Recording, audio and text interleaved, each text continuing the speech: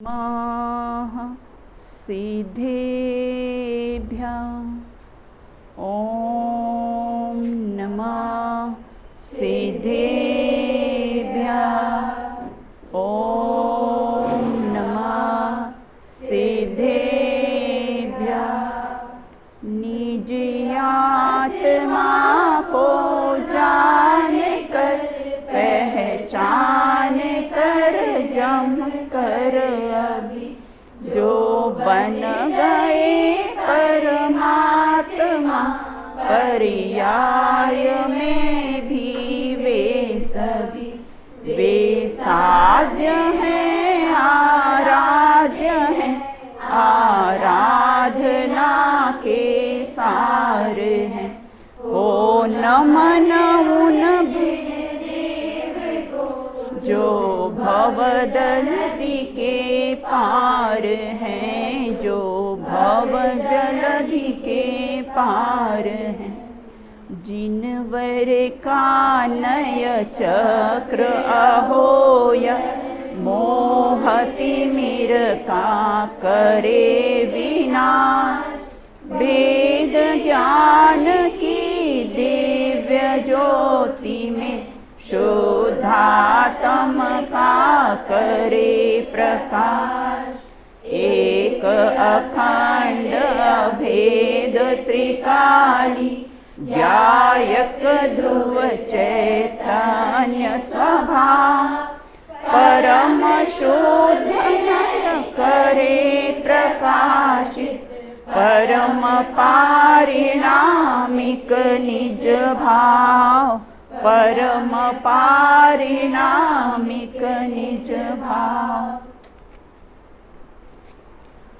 अपनी चर्चा यहाँ पर नए चक्र अर्थात नए रहस्य पर अपनी चर्चा अपने प्रारंभ की थी। पूर्व में हमने चर्चा की थी कि इस पुस्तक को लिखने का प्रयोजन क्या है। तो इस पुस्तक को लिखने का क्या प्रयोजन है? हाँ, अदिति बताइए कि इस पुस्तक को लिखने का क्या प्रयोजन था? हाँ, आत्मा और परमात्मा का ज्ञान हो सके। बहुत अच्छा। सात तत्व आदि जो प्रयोजनभूत हैं, हाँ, उनका निर्णय हो सके। इसलिए नए रहस्य की रचना हुई, क्योंकि जो संपूर्ण जनागम में प्रमाण और नय से ही वस्तु स्वरूप का निरूपण किया जाता है। हाँ, हाँ, बिना प्रमाण और नय की वस्तु स्वरूप का निरूपण नहीं किया जा सकता। बराबर, बिल्कुल। और इसमें उदाहरण आता है कि जो प्रमाण और नय है वो तराजू के समान है। जो तौलने वाला व्यक्ति होता है वह तराजू को प्रयोग करना तो जानता है। उसी प्रकार हम यदि जो प्रयोजन वो सात तत्व हैं, उसका अगर सही स्वरूप जानना चाहते हैं तो हमें प्रमाण और नय की तराजू का प्रयोग करना सीखना चाहिए। क्योंकि जब तक हम नहीं सीखेंगे तो हमें तत्वों का विपरीत श्रद्धान ही रहेगा, सच्चा श्रद्धा नहीं हो पाएगा। मेन बात तो ये है कि इस ग्रंथ को लिखने का मेन प्रयोजन तो है कैसा अपना आत्मकल्याण ना। मेन प्रयोजन है आत्मकल्याण है। उसमें स्वपर का श्रद्धान, आत्मश्रद्धान, प्रयोजन सात तत्वों का है ना श्रद्धान, यही कैसा है मेन प्रयोजन है। फिर अपना प्रश्न है नए ज्ञान की क्या आवश्यकता है। कल हमने चर्चा की थी कि नए ज्ञान की क्या आवश्यकता है। हाँ, अस्थि बताइए नए ज्ञान की क्या आवश्यकता है, क्यों पढ़ना चाहिए नए को? हाँ, नए ज्ञान नहीं होगा तो वस्तु तत्व का निर्णय नहीं होगा। और यदि वस्तु तत्व का निर्णय नहीं होगा तो अनुभव नहीं होगा। अनुभव नहीं होगा तो सम्यक दर्शन नहीं होगा। हाँ, और सम्यक दर्शन नहीं होगा तो मोक्ष मार्ग नहीं होगा। मोक्ष मार्ग का प्रारंभ नहीं होगा। इसका जो अपना ये वो है ना गाथा है ना, तो गाथा कौन बोलेगा, ये कौन बताएगा? एक बार सब लोग साथ में बोलिए गाथा।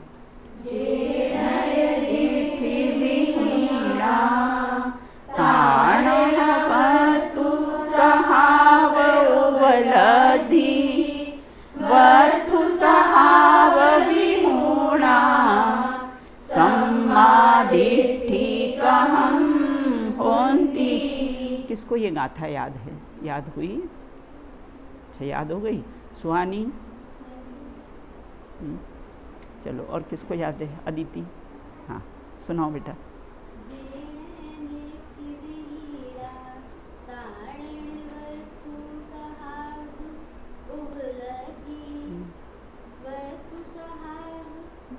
विहुणा।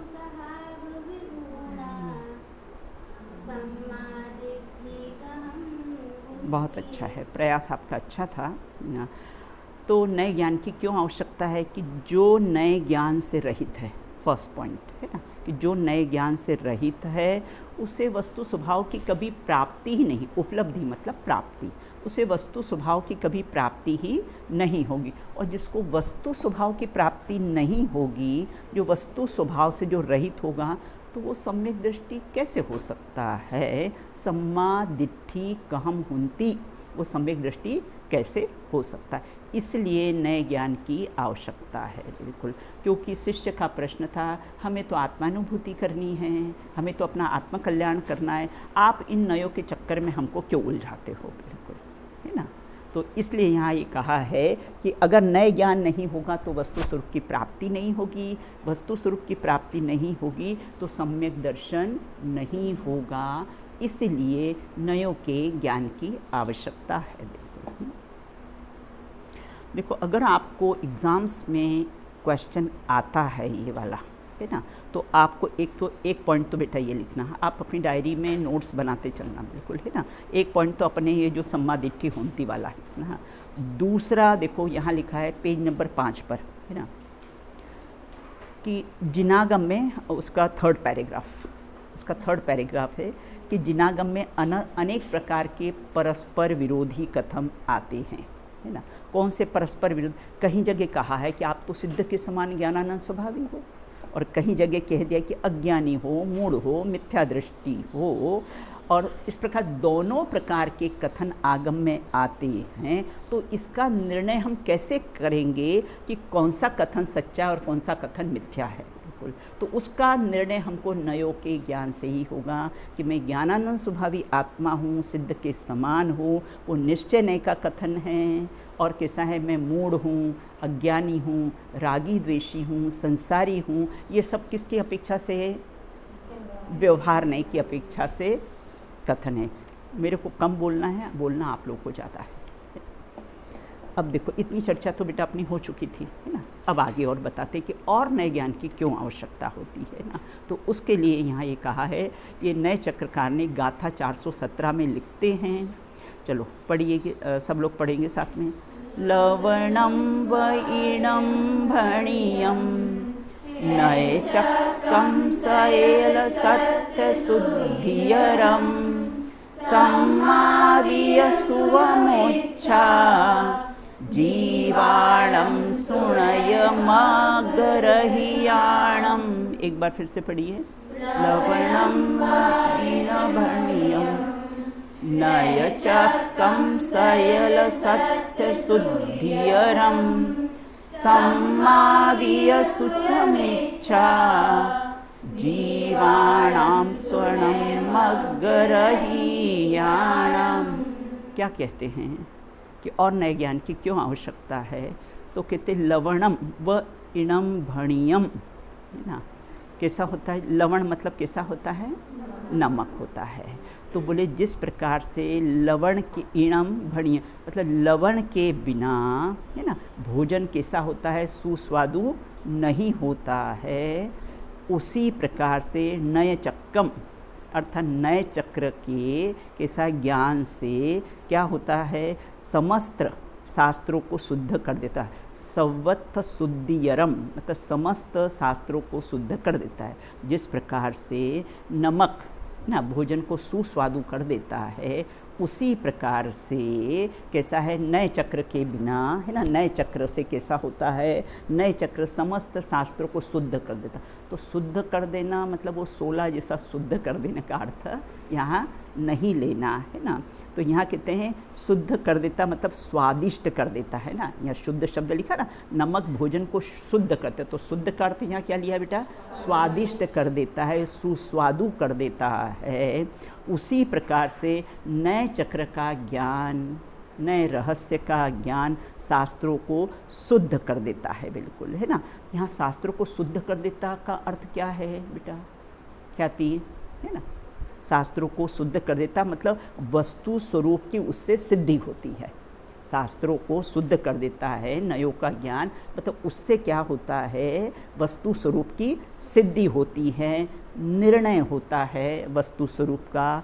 सुनय के ज्ञान से रहित जीवों के लिए सम्यक शुद्ध भी मिथ्या हो जाते हैं, बिल्कुल है ना।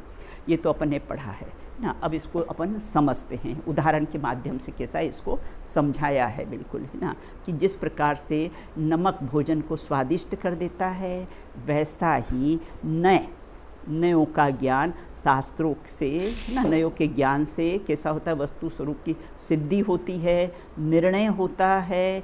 और सुनय के ज्ञान से रहित, ये महत्वपूर्ण लाइन है बेटा, है ना, सुनय के ज्ञान से रहित जीवों का सम्यक श्रुत भी मिथ्या हो जाता है। इस पंक्ति का क्या अर्थ है, जिस प्रकार से क्या कहते हैं कि पानी में अपन फिटकरी डालते ना तो क्या होता है, पानी शुद्ध हो जाता है।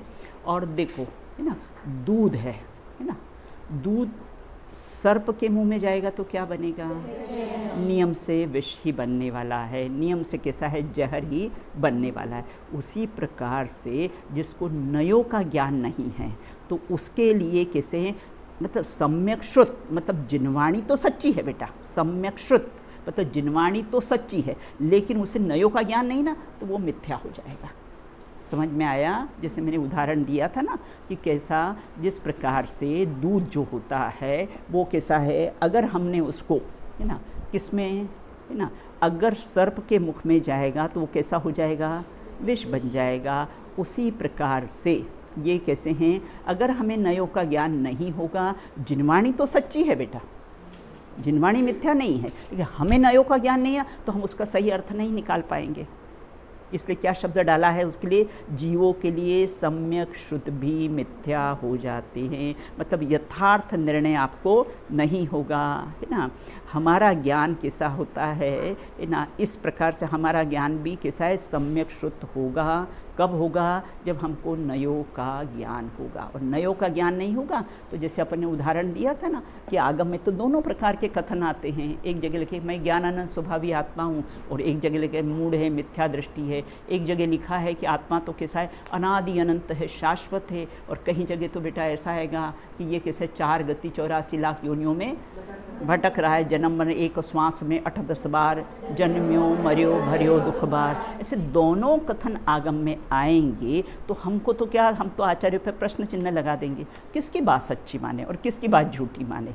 तो उसका निर्णय किससे होगा, नयों से ही उसका निर्णय होगा कि वहाँ पर कैसा है, सिद्ध के समान है, वो कैसा है, निश्चय नय का कथन है और जन्म मरण कर रहा है, एक श्वास में 18 बार जन्म मरण कर रहा है, तो वो कथन किसका होगा, व्यवहार नय का कथन होगा, बिल्कुल ना। तो इस प्रकार से ये समझ में आया ये पैराग्राफ बेटा, है ना। फिर से पढ़ते पैराग्राफ को, जैसे नमक भोजन को शुद्ध और स्वादिष्ट कर देता है ना, और वैसे ही नए चक्र समस्त शास्त्रों को शुद्ध कर देता। शुद्ध करने का अर्थ वो नहीं लेना यहाँ पे वो फिटकरी घुमाई और शुद्ध, यहाँ शुद्ध कर देता है मतलब वस्तु स्वरूप की उससे सिद्धि होती है, बिल्कुल। और सुनय का ज्ञान नहीं होगा तो क्या होगा, जिनवाणी तो सच्ची है लेकिन तू उसका मर्म नहीं जान पाएगा, तू उसका कैसा है अर्थ निकाल नहीं पाएगा। इसलिए तेरा कैसा है, सम्यक शुद्ध भी कैसे तेरे लिए क्या हो जाएंगे, मिथ्या हो जाएंगे, क्योंकि तूने जिनवाणी का कैसा है मर्म समझा नहीं है, तो उसके सम्यक शुद्ध भी मिथ्या हो जाएंगे। देखो अपन ने ये 3rd पॉइंट, नए ज्ञान की क्या आवश्यकता है ना। फर्स्ट लिया था अपन ने, फिर 2nd पॉइंट लिया, फिर ये 3rd पॉइंट कि सम्यक नए ज्ञान की क्यों आवश्यकता है हमको, बिल्कुल है ना। अब आगे कहते हैं, एक और सम्यक श्रुत कहा जा रहा है और दूसरी ओर उसे मिथ्या भी कह रहे हो, है ना। सम्यक मतलब सच्चा, आप एक तरफ तो कह रहे हो कि सम्यक श्रुत है, दूसरी तरफ क्या कह रहे हो कि वो मिथ्या हो जाएंगे, बिल्कुल। भला सम्यक श्रुत मिथ्या कैसे हो सकते हैं, है ना। जिनवाणी मिथ्या कैसे हो सकती है, जिनवाणी झूठी कैसे हो सकती है, ये तो वीतराग की वाणी है ना, तो ये तो कैसा है कभी झूठी हो सकती नहीं है। भाई वह श्रुत शास्त्र केवली के वचनानुसार वीतरागी संतों और ज्ञानियों के द्वारा कैसे हैं, लिखे गए हैं। किसके लिए लिखे गए हैं, है ना, वीतरागी संतों के द्वारा लिखे हैं तो मिथ्या कैसे हो सकते हैं। इस अपेक्षा तो सम्यक कैसा है, श्रुत कैसा है, सम्यक ही है, जिनवाणी कैसी है, सच्ची ही है, बिल्कुल, है ना। और इस अपेक्षा से सम्यक श्रुति, परंतु यदि हम उसे यथार्थ अपेक्षा से ग्रहण नहीं करेंगे तो तत्संबंधी हमारा ज्ञान क्या होगा, हमारा ज्ञान, जिनवाणी नहीं मिथ्या होगी बेटा, हमारा ज्ञान, हम उसको पढ़ कर कैसे उसको मिथ्या अर्थ को ग्रहण करेंगे तो हमारा ज्ञान कैसा होगा, मिथ्या हो जाएगा, बिल्कुल, है ना। जैसे किसी ने कहा पेन का नाम क्या है, बोले पार्कर, अब उठा लिया और रख लिया जेब में, बोले लिखा है ना इसमें पार्कर, बोले वो पार्कर तो ठीक लिखा, लेकिन तूने उसका अर्थ, पार्कर कंपनी के पेन आते हैं ना, तो वहाँ लिखा तो बराबर है, क्या लिखा है बेटा, पार्कर, तो अर्थ क्या निकलना, उठा के जेब में रख लेना, जिसमें लिखा ना पार्कर, पार कर लेना उसको, बिल्कुल, है ना, उसमें तो सही लिखा है, बिल्कुल, है ना, लेकिन तूने उसका अर्थ कैसा है, सही समझा नहीं है, बिल्कुल। तो इस प्रकार यहाँ ये कहते हैं कि तत्संबंधी ज्ञान, हमारा ज्ञान मिथ्या होगा, जिनवाणी तो कैसी है, सच्ची ही है, बिल्कुल, है ना। इस प्रकार ज्ञान मिथ्या, शब्द सही है लेकिन ज्ञान मिथ्या है, शब्द सही है लेकिन हमारा ज्ञान कैसा है, मिथ्या हो जाएगा। देखो आपको नहीं कुछ समझ में आए ना तो आप पूछ सकते हो, बिल्कुल, हाँ बोलो।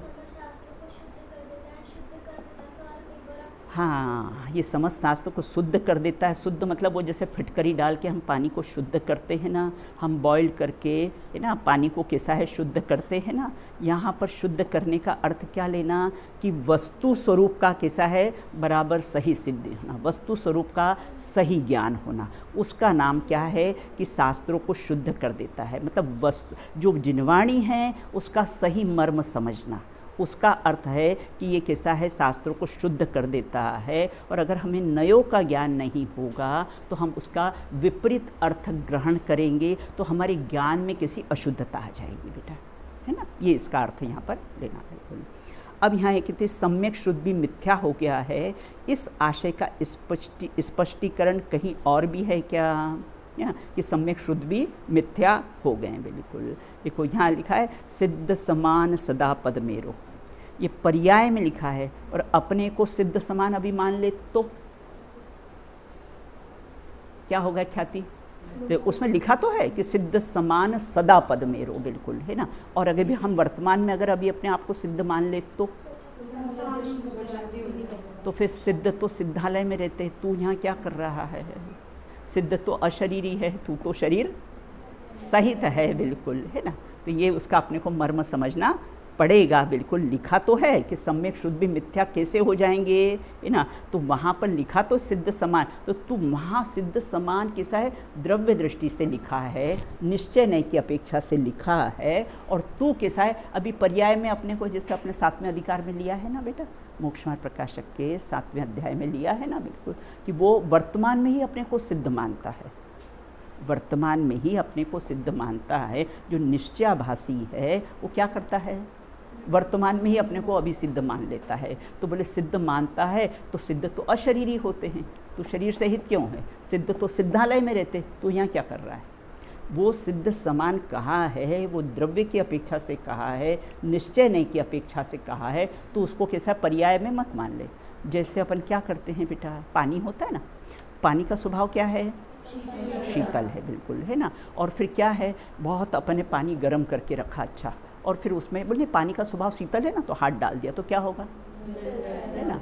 तो किस अपेक्षा से कहा है शीतल, स्वभाव की अपेक्षा से शीतल कहा है। अग्नि के संयोग से जो उष्ण है और उसमें तो हाथ डाल देगा तो नियम से कैसा है, जलने वाला ही है। तो ये अपने को अपेक्षाएं कैसी समझनी पड़ेगी कि कौन से निश्चय नहीं की अपेक्षा से बात है कि व्यवहार नहीं की अपेक्षा है, क्योंकि पूरा जिरागम नयों की भाषा में ही लिखा गया है, बिल्कुल ना। तो यहाँ कहते हैं कि सम्यक शुद्ध भी मिथ्या हो गया, इसका आशय स्पष्टीकरण कहीं और भी है क्या। आचार्य कल्प पंडित टोडरमल जी साहब ने मोक्ष मार्ग प्रकाशक के आगे ना 7वें अध्याय में जैन शास्त्रों का अभ्यास करने वाले को ही मिथ्यात्व होता है, क्या लिखा है, जो जैन शास्त्रों का अभ्यास करने वालों को भी जो मिथ्यात्व होता है उसे निश्चयाभास, व्यवहाराभास और उभयाभास के रूप में कैसा है स्पष्ट किया गया है। बिल्कुल ये निश्चयाभास आदि की मान्यता जिनवाणी का विपरीत अर्थ ग्रहण करने से ही कैसी है हुई है। बिल्कुल है ना। तो यहाँ ये कहते हैं कि इस प्रकार से इससे यह सिद्ध होता है कि नयों के यथार्थ ज्ञान के बिना सम्यक श्रुत भी मिथ्या हो जाते। आपको एग्ज़ाम्स में अगर ऐसा कोई क्वेश्चन आया कि सम्यक श्रुत भी मिथ्या हो जाते हैं, इसको स्पष्ट कीजिए, है ना। तो आप कैसे स्पष्ट करेंगे आप इनको कि सम्यक श्रुत भी मिथ्या हो जाते हैं। बिल्कुल है ना। एक तो बेटा ये वाला है ना जो अपनी गाथा ली ना, उसको बताना बिल्कुल। और दूसरा कैसा है ये नीचे वाला है ना कि सम्यक शुद्ध भी कैसे हैं मिथ्या हो जाते हैं। बिल्कुल ये और उसके ऊपर वाला भी अपन ने लिया है ना कि एक और तो सम्यक शुद्ध कहा है, दूसरी ओर आप मिथ्या कह रहे हो। बिल्कुल तो जैसे मैंने एक तो सर्प का उदाहरण दिया आपको, एक पारकर का उदाहरण दिया है। ऐसे उदाहरण से आप इसको कैसा स्पष्ट आप करना है कि सम्यक शुद्ध भी मिथ्या कैसे हो जाते हैं। क्यों हो जाते हैं सुहानी? क्योंकि तुझे नयों का ज्ञान नहीं है ना। जिनवाणी सच्ची है लेकिन तूने विपरीत अभिप्राय ग्रहण कर लिया है ना, तो इसके कारण सम्यक शुद्ध भी मिथ्या हो जाते। तो इसका अर्थ समझ में आया आपको कि सम्यक शुद्ध भी कैसे मिथ्या हो जाते हैं ना। अब आगे कहते हैं आत्मा तो स्वभाव से नए पक्षातीत है। आत्मा में कोई पक्ष है? अभी अपन ने कौन से कलश देखे थे? एक कहे ना नित्य और एक कहे अनित्य है। यह तो उभय नयों का पक्षपात है। पक्षपात से रहित तत्ववेदी जो जन हैं ये ही तो जीव सदा शब्द है ना। आगे लास्ट ईयर याद किया था ना, एकस्य बद्धो न तथा परस्य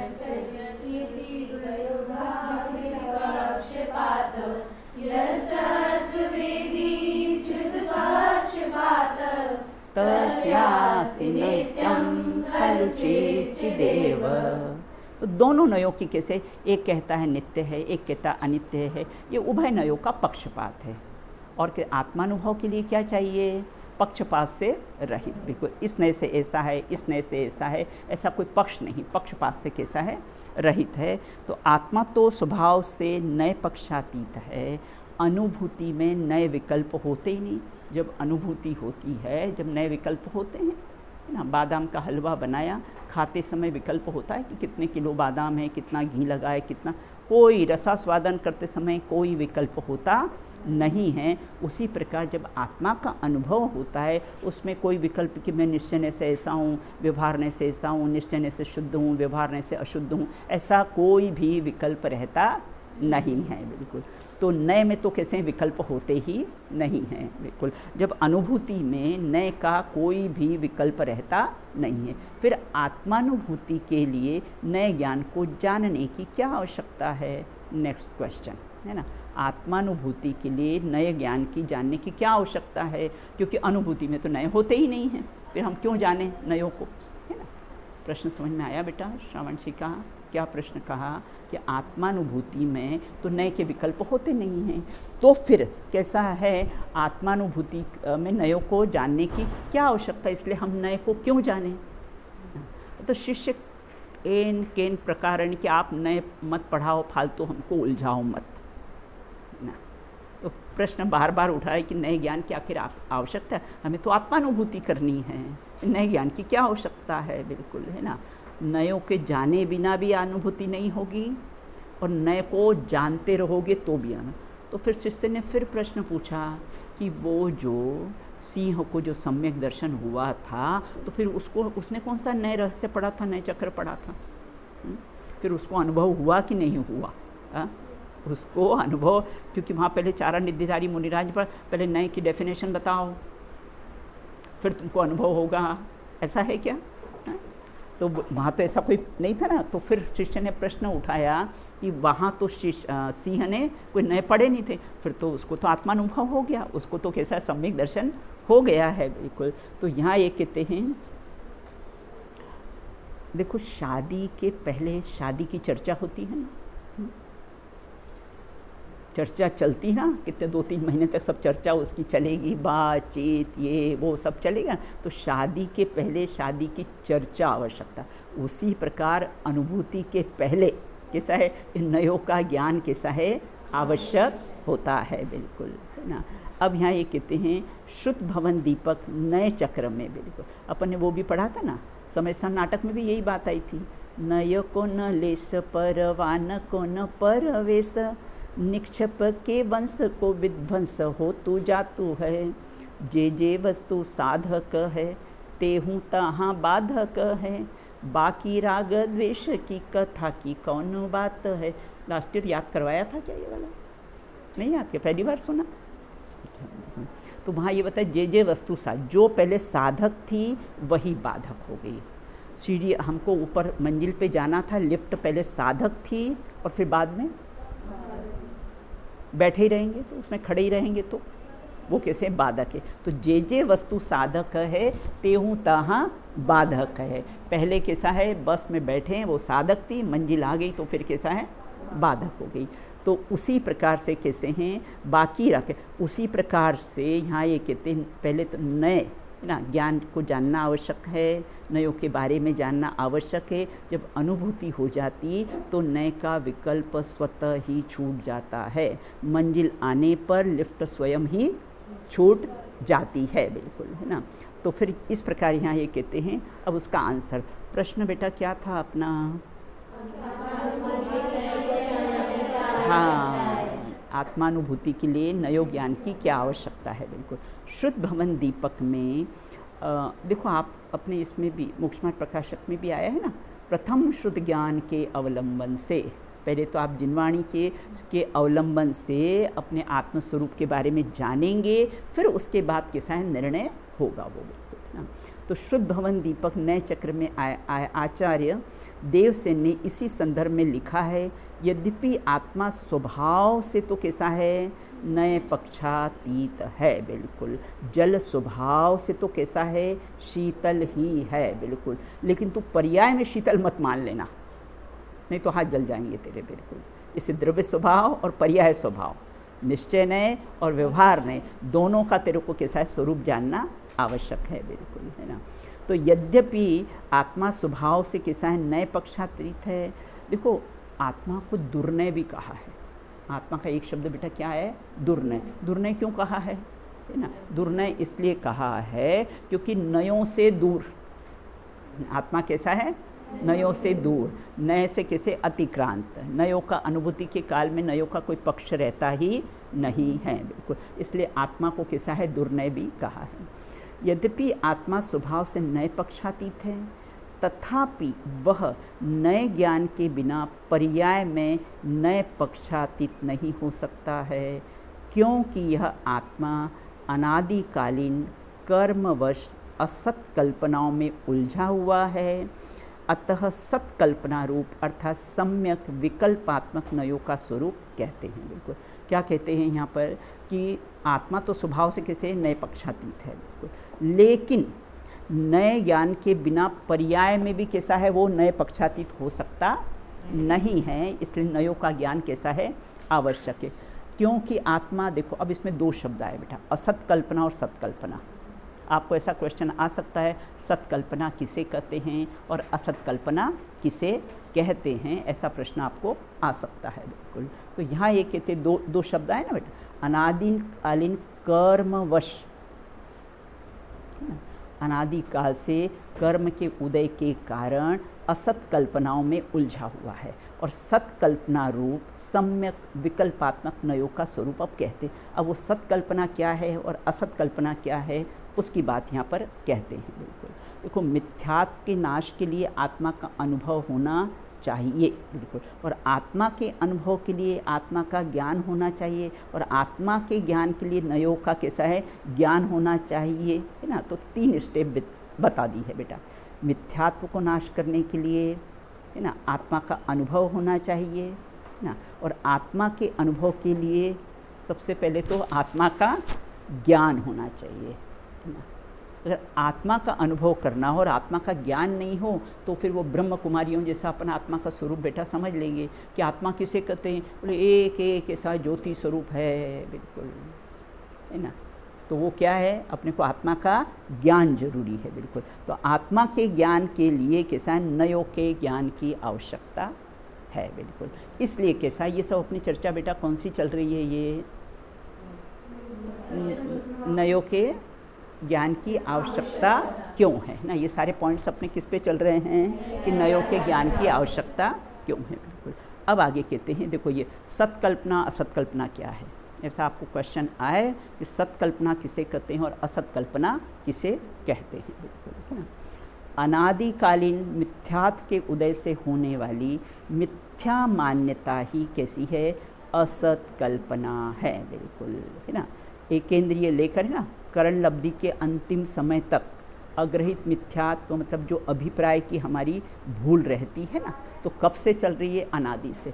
बेटा ये शरीर में ब्लड कब से है ना, शरीर में ब्लड कब से, जब से हमने शरीर का संयोग धारण किया है, क्योंकि ब्लड से ही तो बना हुआ है। ये बॉडी किससे बनी हुई है बेटा, है ना, पिता के वीर्य से, माता के गंदे ब्लड से ना, उसी से तो कैसा है ये बॉडी बनी हुई है। बेटा गंदी चीज़ से गंदी चीज़ तो बनेगी, अच्छी चीज़ कहाँ से बनेगी, बिल्कुल ना। नवद्वार बहे गिनकारी असिदेह करे कि मयारी, बिल्कुल। तो अनादिकाल से मिथ्यात्व के उदय से, क्योंकि मिथ्यात्व कब से है बेटा, ऐसा नहीं पहले सम्यक तो था अनादि से, फिर हमको बाद में हमने 7 तत्वों का विपरीत श्रद्धान किया तो हम कैसे हैं, मिथ्या दृष्टि हो गए। तो शब्द क्या डाला बेटा, अनादिकाल से, है ना। तत्वार सूत्र में कोई सूत्र आता है, अनादि संबंधे च, है ना, मतलब अनादिकाल से ये कर्म बंधन का कैसा है, संबंध पाया जाता है। तो अनादिकालीन मिथ्यात्व के उदय से, है ना, होने वाली मिथ्या मान्यता ही असत कल्पना है, बिल्कुल है ना। देखो एक दो प्रकार का होता है ना, एक ग्रहित और एक अग्रहित मिथ्यात्व, है ना। अग्रहित तो कैसा है, अनादि से चला रहा है। क्या है अग्रहित मिथ्यात्व बेटा, हाँ, शरीर और संयोगों को अपना मानना, ये कैसा है, अग्रहित में। देखो बालक का जन्म होता है ना बेटा, होते के साथ है ना रोने लग जाता है, मुंह ऐसे लिप्स ऐसे ऐसे ऊपर नीचे करता है, भूख लगती है उसको, बिल्कुल है ना। अब उसको ऐसा रोना किसने सिखाया, होते के साथ ही रोने लग जाता है। किसने सिखाया रोना उसको, कोई नहीं सिखाया, अनादि से संस्कार है ना। तो इसके कारण कैसे होते के साथ कैसे, देखो तीर्थंकर का जब जन्म होता है ना, माता भी प्रसन्न, बालक भी प्रसन्न, और सारा जगत पर कैसा है, भूमंडल पर क्या है, जन्मोत्सव मनाया जाता है। और हमारा जन्म हुआ तब हम भी रोए, माता को भी रुलाया, बिल्कुल है ना। तो इसलिए कैसे तीर्थंकर का जब जन्म होता है, खुद प्रसन्न और है ना, प्रसन्न चित्त से बेटा वो होते हैं, अपने जैसे रोते रोते नहीं होते हैं, बिल्कुल। तो यहाँ ये कहते हैं कि अनादिकालीन मिथ्यात्व कर्म से उदय से होने वाली मिथ्या मान्यता ही कैसी, असत कल्पना है, मतलब है ना।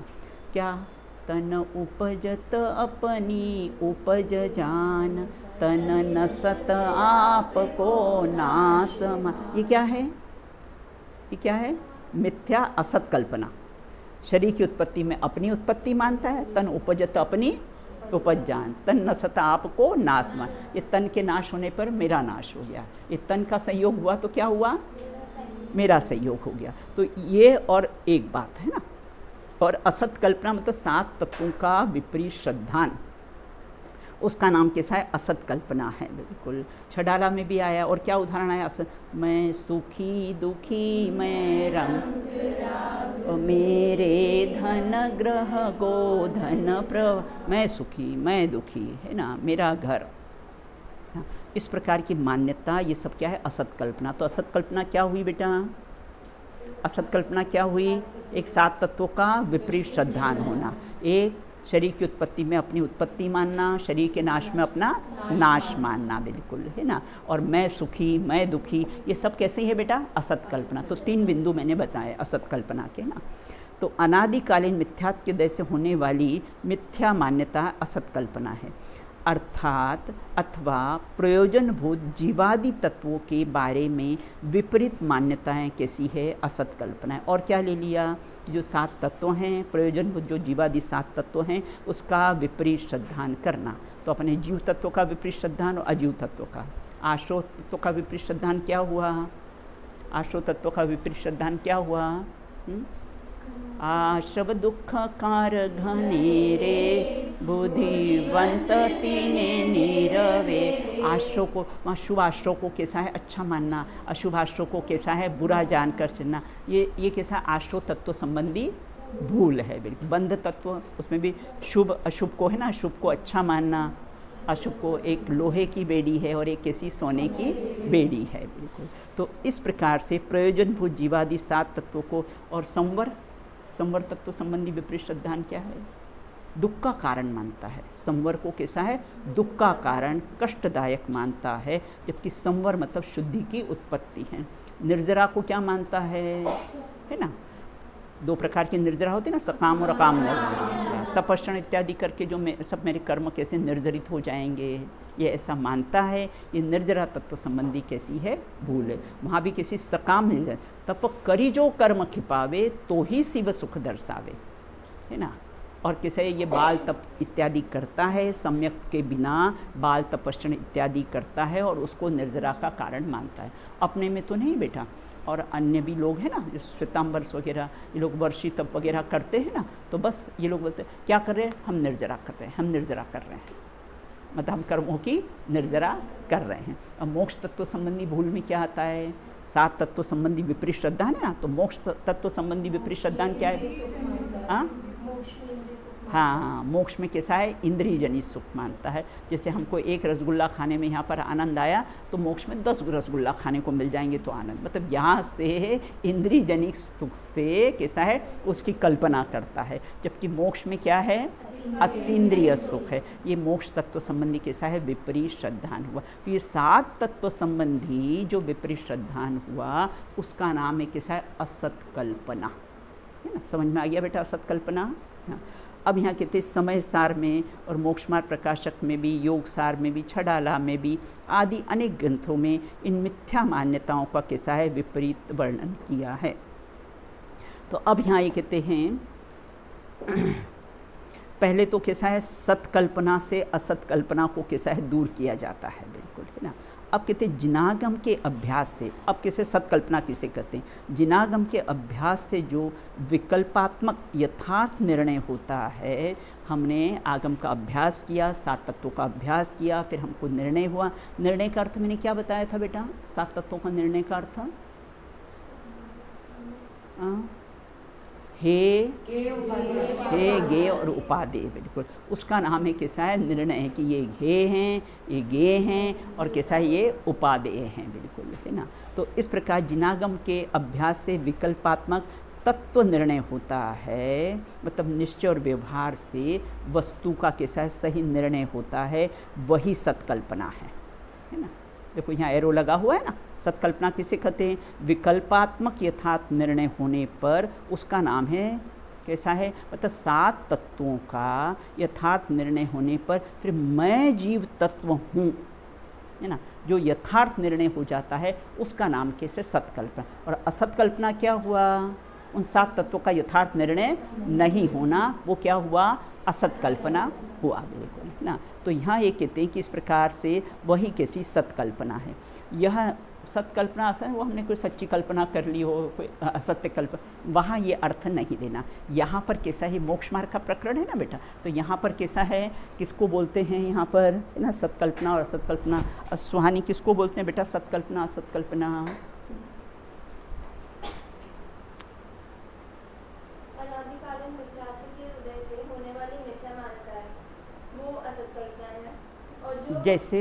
जैसे असत कल्पना में अपन ने क्या लिया था बेटा? हाँ, आकृति बताइए बेटा। हाँ हाँ हाँ, ये सत्कल्पना। अपने उदाहरण कौन सा लिया था उसमें? असत कल्पना में तन उपजत अपनी छड़ाला का लिया था बिल्कुल, है ना, कि वो कैसी है? अपनी असत कल्पना कही जाती है। बिल्कुल। अब यहाँ कहते हैं सत्कल्पना और निर्विकल्प अनुभूति में क्या अंतर है। समय अपना हो गया है, इतना कर लूँ मैं, है ना, इतना कर लेते हैं ना। आपको 3:45 बजे क्लास शुरू हो जाती ना तुम्हारी, हाँ, तो फिर जाओ तुम, है ना, बस इतना ले लेती हूँ। सत्कल्पना और निर्विकल्प अनुभूति में क्या अंतर पाया जाता है। जिनागम के अभ्यास के निमित्त से विकल्पात्मक भूमिका में होने वाले यथार्थ तत्व निर्णय सत्कल्पना है। देखो प्रश्न आपको समझ में आया। पहले सत्कल्पना तो हमने क्या ले लिया, भाई तत्व का निर्णय, और अनुभूति में भी बेटा क्या होता है, तत्व का निर्णय। फिर दोनों में क्या अंतर पाया जाता है ना, सत्कल्पना में और अनुभूति में क्या अंतर पाया जाता है। अनन्या समझ में आया प्रश्न पहले, है ना। जिनागम के अभ्यास के निमित्त से विकल्पात्मक भूमिका में होने वाला यथार्थ निर्णय व सत्कल्पना है ना। हमने जिनागम पढ़ा, 7 तत्वों का स्वरूप जाना, फिर कैसा है हमने निर्णय किया, तत्व निर्णय कि बस कैसा है मैं जीव तत्व हूँ, है ना, ऐसा निर्णय उसको बोलते हैं सत्कल्पना। अब अनुभूति किसको कहते हैं, इसके मन में मतलब अनुभव के पहले जिनवाणी के माध्यम से जो हमने तत्व का निर्णय किया ना बेटा, उसको बोलते सत्कल्पना।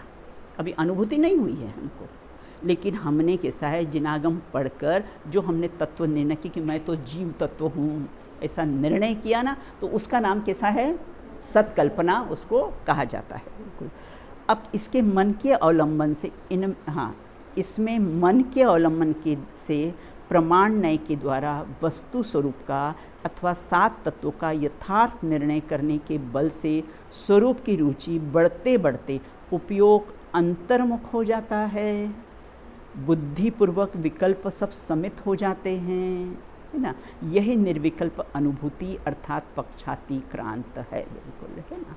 तो ये कैसा है कि सत्कल्पना और निर्विकल्प अनुभूति में क्या अंतर होता है। बिल्कुल, है ना। तो समझ में आया क्या अंतर है। सत्कल्पना किसको कहते हैं बेटा, अनुभव से पहले जो तत्व का निर्णय। बहुत बढ़िया। अनुभव से पहले जो तत्व का निर्णय होता है वो सत्कल्पना। और फिर अनुभूति में क्या होता है, जब 7 तत्वों का निर्णय होने पर उपयोग अपने अंतर्मुख होता है, उपयोग अपने अंतर्मुख होता है ना।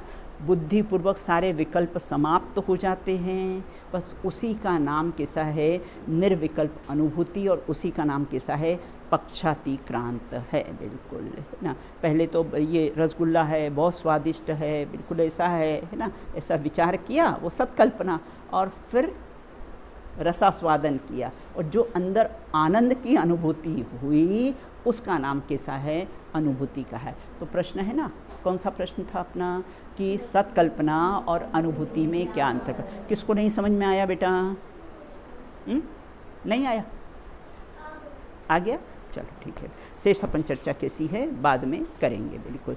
तो आज अपन ने कितने प्रश्नों पर अपन ने बेटा चर्चा की है, कि एक तो ये प्रश्न है कि सम्यक शुद्ध भी मिथ्या कैसे हो जाते, एक ये प्रश्न हुआ कि सम्यक शुद्ध भी कैसे हैं, मिथ्या कैसे हो जाते हैं। बिल्कुल। फिर उसके बाद फिर कैसे सम्यक शुद्ध मिथ्या हो गया, इसका क्या आशय है, सेकंड, है ना। हाँ बिल्कुल। उसके बाद फिर कैसा है, नए पक्षातीत और अनुभूति में, है ना, मतलब आत्मानुभूति के लिए नए ज्ञान की आवश्यकता क्यों है, तीसरा प्रश्न। चौथा प्रश्न हुआ सत्कल्पना और असत्कल्पना किसे कहते हैं, और पांचवा सत्कल्पना और अनुभूति में क्या अंतर पाया जाता है। बिल्कुल, इसकी इस प्रकार से चर्चा की। शेष चर्चा कैसी है बाद में करेंगे।